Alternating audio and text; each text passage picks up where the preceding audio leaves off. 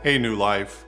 This week we are talking about Jesus' third pillar of faith, fasting, which is also repentance.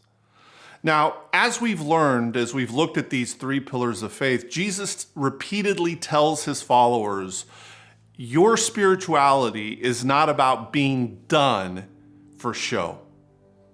Don't do it in front of people to get their attention, but do it in secret. And your Father who sees in secret will reward you. Sometimes when I teach on this, people ask me, well, how does this square with what Jesus says in Matthew 5? Let your light so shine before men that they may see your good works and give glory to your Father who is in heaven. It seems a little bit contradictory.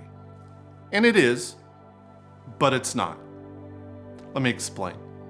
What Jesus is highlighting in Matthew 6 here is that tendency that we all have at times in our faith to allow ourselves, if we're not careful, to get caught up in our ritual, to almost find our own identity in our religious ritual. We are called in the Bible and by Jesus to do good works, and to do them in a way that people see it and it draws glory to our Father in heaven. But our spirituality is not about us drawing attention to ourselves. It's not about getting people to think, wow, there goes a spiritual person. And as we're learning about this week, fasting is all about repentance.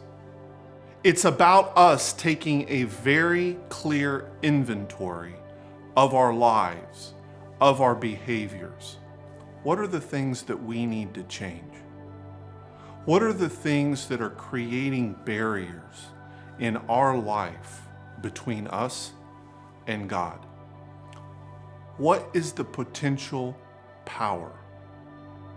Not just for us to fast by ourselves, but to find an opportunity to do that corporately, in our small groups, in our families. We need to begin to see that our faith must permeate our daily walk and behaviors. You don't need to wait for the church to organize a time of fasting and prayer. You don't need to wait for the church to organize for you an opportunity to give to others.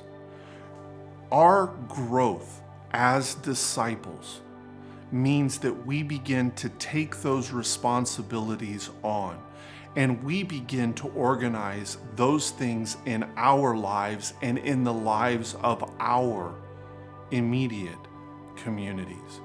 What kind of impact could fasting and repentance have corporately on your community today?